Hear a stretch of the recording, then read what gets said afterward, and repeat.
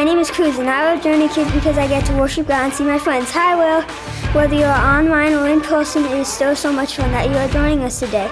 Make sure your parents check out the Parents Guide that you guys can enjoy each week. Hope you have an awesome time. Bye.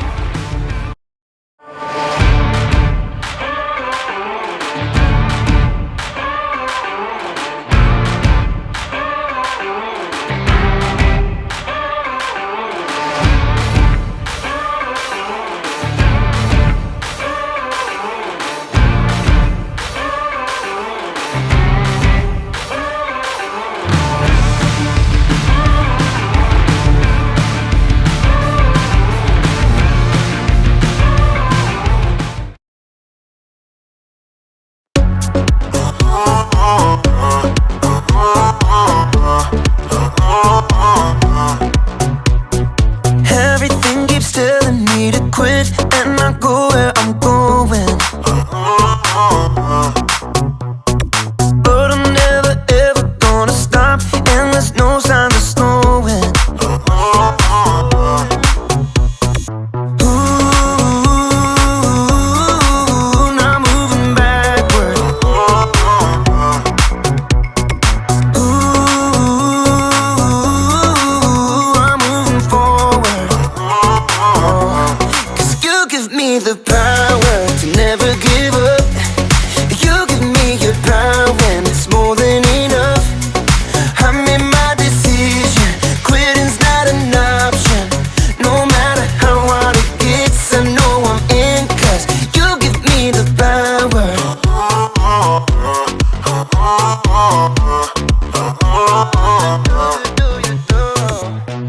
I'm committed to your plan, so I'll follow all of my days.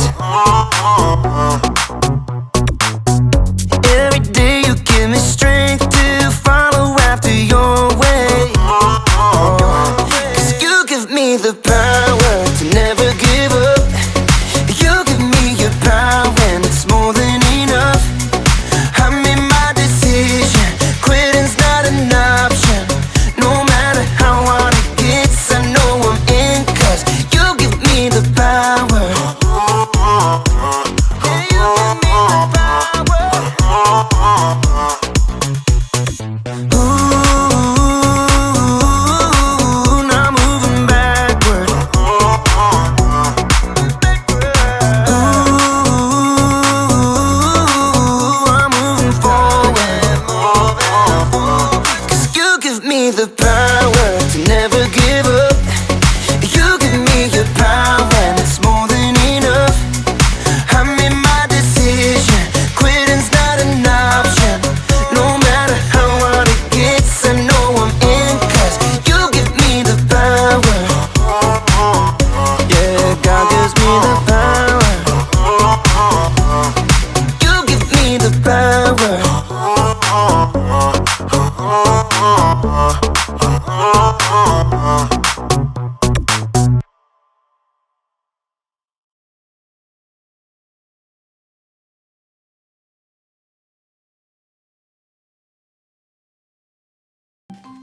Welcome to Story Lab. This week, we're talking about grit, while we take a look at the story of a group of people who were stuck between an army and, well, the Deep Red Sea. Oh, and we're also going to be doing this.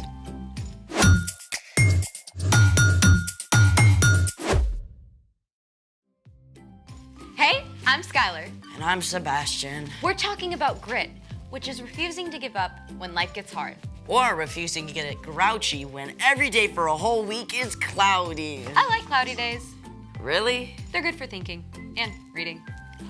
And hot chocolate. There's actually a Cloud Appreciation Society. For reals? Wow, there really is. You should see the stuff they have posted. That's a lenticular cloud. They often form over mountains or even tall buildings. Looks like a pancake. I should have had breakfast this morning. Check this out. These cloud rolls are called morning glories. They show up when a downdraft from an advancing storm causes moist warm air to rise and cool fast. Looks like cloud twizzlers. Here's another one. What? Mammatus clouds. They can form when ice crystals fall out of cumulonimbus storm clouds. I'm pretty sure that's a set of a Marvel movie. I've changed my mind. I think every day should be a cloudy day. Good, because we're about to make our own cloud right now. Yes! Let's make it! Step 1, find a large glass jar. Done. Step 2, fill a cup with ice cubes. So far, so good. Next, you're gonna want to take the lid off of your jar. And step 3, boil some water. And then pour it in the jar. Make sure you get a grown-up to help. And once you have a fair amount, carefully swirl it to warm up the sides. It's hot. Yes, it is. Next, turn the lid upside down and fill it with ice cubes. Then you're gonna let it wait for 20 seconds. What are we supposed to do for 20 seconds?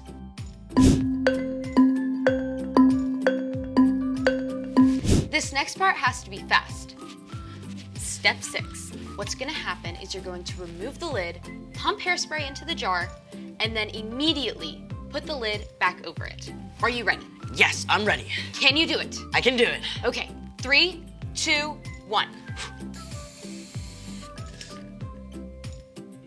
I can see it brewing. Release the cloud. Oh, that's so cool. Bring on the cloudy days. Good, because there's a ginormous pillar of cloud in today's story. It's time for The story before the story. Today, we're in the second book of the Old Testament, Exodus. God made a plan to bless the whole world through one family, the Israelites. But for hundreds of years, the Israelites had been enslaved in Egypt. They cried out to God for help, and God sent a man named Moses who faced down the king, Pharaoh. After a lot of crazy plagues, Pharaoh let the Israelites go. But even though the Israelites were free, they're not yet safe. And that's where our story starts. Hey everyone! Okay, so as we all know, the Israelites were all packed up. Thousands and thousands of people, families, kids, herds, and flocks. You can imagine, they couldn't move very fast. God was leading them every step of the way, away from Egypt, appearing in a pillar of cloud during the daytime and a blazing pillar of flame at night. At last, the Israelites came to the Red Sea, which stood between them and the desert road to Canaan. But while the Israelites set up camp along the shore of the Red Sea, back in the palace, Pharaoh was having serious second thoughts. What have we done? We've lost all our workers. Prepare 600 chariots at once.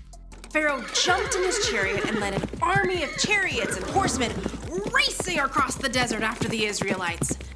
The galloping horses and rattling chariots kicked up clouds of dust, and soon the Israelites could see them coming. There was no way they could outrun the Egyptian army. The Israelites were trapped. Why did you bring us out in the desert to die? It would have been better to stay in Egypt than die out here. The Israelites wanted to give up, but Moses kept his eyes fixed firmly on God. Don't be afraid. Stand firm. The Lord will save you today. The Lord will fight for you. Just be still. Right there, in a place that seemed like a trap, God spoke to Moses. Hold out your walking stick. Reach out your hand over the Red Sea to divide the water. Divide the water? Okay, that is not what water does. But God's presence in the pillar of cloud moved from the front of the Israelite caravan and stood behind them all night to block them from view of the Egyptians. Moses reached his hand over the sea. Through the night, God sent a strong wind to push back the waters. Soon, the Israelites faced a dry path right through the middle of the Red Sea.